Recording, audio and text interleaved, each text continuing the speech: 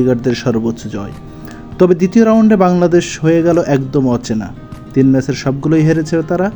শেষ ম্যাচে আজ আফগানিস্তানের বিপক্ষে 115 রান তারা করেও জিততে পারেনি নাজমুল হোসেন শান্তর দল। পুরো টুর্নামেন্টে দলের ফলে সন্তুষ্ট নন নাজমুল হোসেন শান্ত। ইতিমধ্যে তিনি বাংলাদেশ দলের পক্ষ থেকে ক্ষমা চেয়েছেন দেশবাসীর কাছে। তিনি বলেছেন, আমি দলের পক্ষ থেকে ক্ষমা প্রার্থী। সব মিলিয়ে টুর্নামেন্ট নিয়ে বলবো, আমরা দল হিসেবে পুরো বাংলাদেশের সমর্থকদের হতাশ করেছি।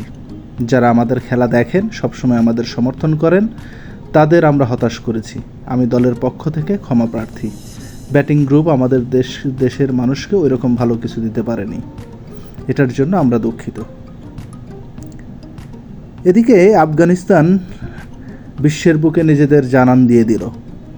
প্রথমবারের মতো তারা সেমিফাইনালে উঠেছে এবং তারা নিজেদের সামর্থ্যের প্রমাণ দিয়েই শক্ত প্রতিপক্ষ হিসেবে সেমিফাইনালে লড়াই করবে। অপরদিকে বাংলাদেশ দল শুরু থেকেই ছিল বেশ অগোছালো। তারা তাদের সামর্থ্যের প্রমাণ দিতে পারেনি। সমর্থনের যোগ্য প্রতিদান দিতে না পারলেও তাদের দিক থেকে চেষ্টার কোনো ত্রুটি ছিল না বলে শান্ত বললেও সমর্থকরা মনে করছেন তাদের চেষ্টার কমতি ছিল। ভারতের বিপক্ষে ম্যাচ এবং আফগানিস্তানের সাথে সুপার 8-এর ম্যাচে তাদের চেষ্টার কমতি দেখেছে সারা বিশ্ব। বাংলাদেশের সাধারণ মানুষ, তাদের মধ্যে জেতার যে ইন্টেন্ট থাকার কথা, সেই ইন্টেন্ট কেউ দেখতে পায়নি। তবে এই বিশ্বকাপ থেকে বাংলাদেশের কিছু প্রাপ্তি রয়েছে, যার মধ্যে রয়েছে রিশাদ হোসেন। রিশাদ এই প্রতিযোগিতায় প্রথমবার বোলিং করতে এসে খুব ভালো বোলিং করেছে। 14টি উইকেট এখন পর্যন্ত সে সংগ্রহ করেছে তার ঝুলিতে এবং এই 14 উইকেটের মধ্য দিয়ে তিনি সাকিব আল হাসানের 11 উইকেট শিকারের রেকর্ডটা ভেঙে দিলেন। পাশাপাশি তানজিদ হাসান সাকিব, তিনি সুযোগ পেয়েছিলেন শরীফুলের বদলে, কিন্তু নিজের সুযোগটাকে যথাযথভাবে প্রয়োগ করেছেন খেলার মাঠে। ভবিষ্যতের বাংলাদেশকে নেতৃত্ব দেওয়ার মতো আরও একজন বোলিং পেয়ে গিয়েছে।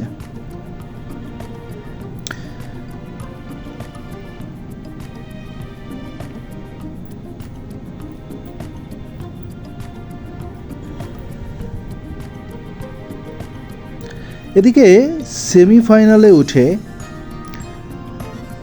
আফগানিস্তান সুপারস্টার রশিদ লতিফ, তিনি লারাকে ধন্যবাদ জানিয়েছেন। টুর্নামেন্টের শুরুতেই ব্রায়ান লারা ভবিষ্যৎবাণী করেছিলেন আফগানিস্তান সেমিফাইনালে যাবে, সেটাই বাড়তি তাগিদ দিয়েছিল আফগানিস্তানকে। সুপার 8-এর প্রথম ম্যাচেই ভারতের কাছে হার, অস্ট্রেলিয়াকে হারিয়ে দুর্দান্তভাবে ঘুরে দাঁড়ান আফগানিস্তান। তবে সেটাই যথেষ্ট ছিল না।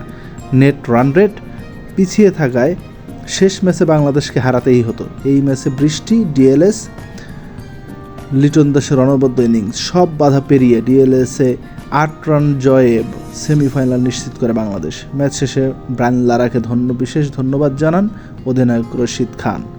রশিদ খান বলেন, কেবলমাত্র ব্রায়ান লারা বিশ্বাস করেছিলেন যে আমরা সেমিতে উঠতে পারবো। আমরা তাকে ঠিক প্রমাণ করেছি। আমরা যখন তার সঙ্গে একটা পার্টিতে দেখা করেছি, তখন তাকে বলেছিলাম যে আমরা তাকে হতাশ করব না।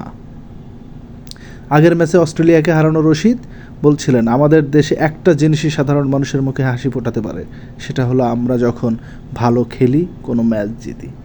ঠিক একইভাবে বাংলাদেশের জনগণের মুখেও হাসি ফোটাতে পারে এই ক্রিকেট।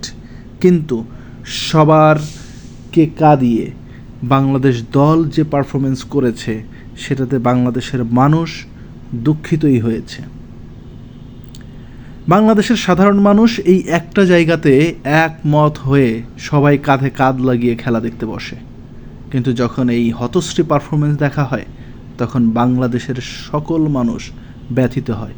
প্রত্যেকবার তারা স্বপ্ন নিয়ে বসে থাকে, কিন্তু একটিবারও বাংলাদেশের মানুষকে খুশি করতে পারছে না। আমরা সাধারণ মানুষের সাথে কথা বলেছি, তারা এই দলে পরিবর্তন চান, বোর্ডের পরিবর্তন চান।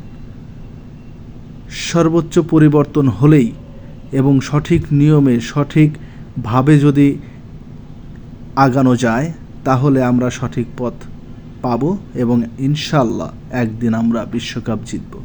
তবে এই সব কিছু করার জন্য প্রয়োজন সঠিক মানসিকতা, সঠিক পরিকল্পনা।